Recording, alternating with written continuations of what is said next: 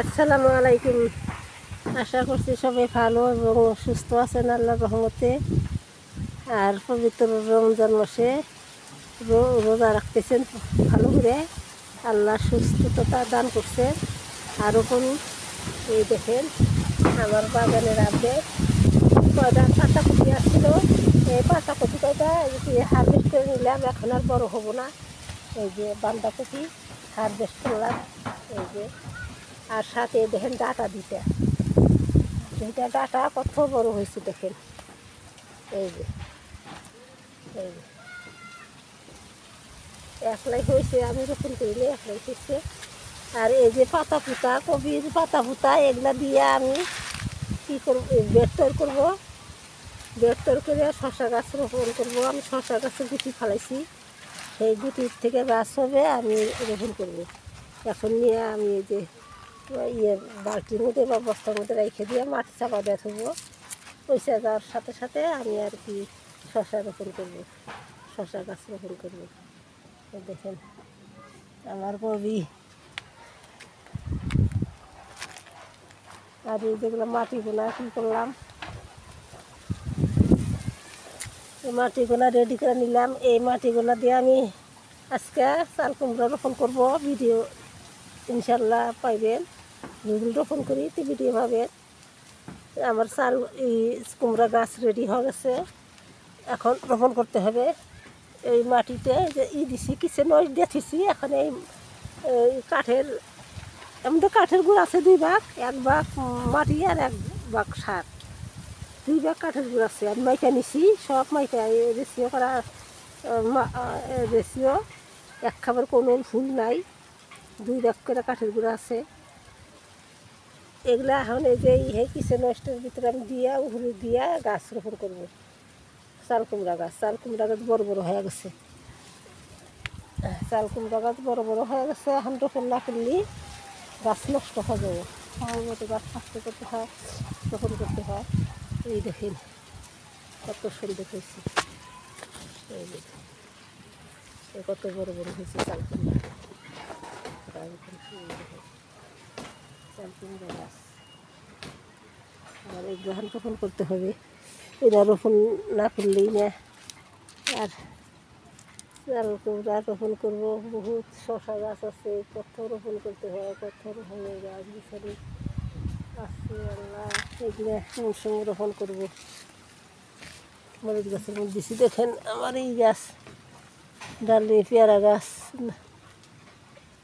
পেয়ারা না কি কয়, বেদেনা গাছ, কত রঙের ফুল গাছ উঠছে, নিরাকুরা দিতে হবে। আনার গাছ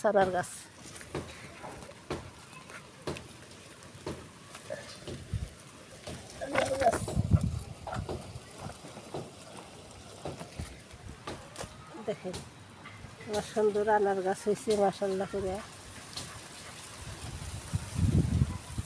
হাতটা হয়েছে।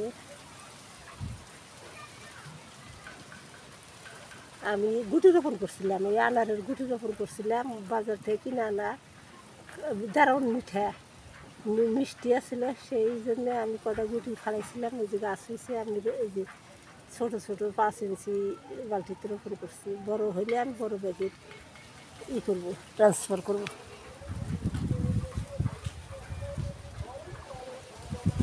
আল্লাহ খোদা, আমার এই মরিচ গাছগুলো এখন এই যে 9 ইঞ্চি বড় ব্যাগে দিতে হবে। এই সবজিগুলো হারভেস্ট করলাম, এখন গাছ গাছালি আর কদিন দেওয়া লাগবো, আরম্ভ করা লাগবো।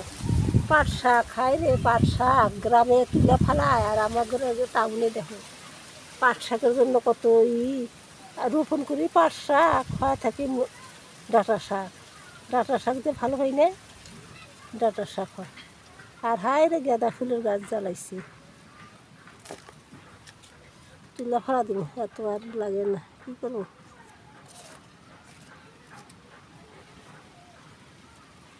গাঁদা ফুলের গাছ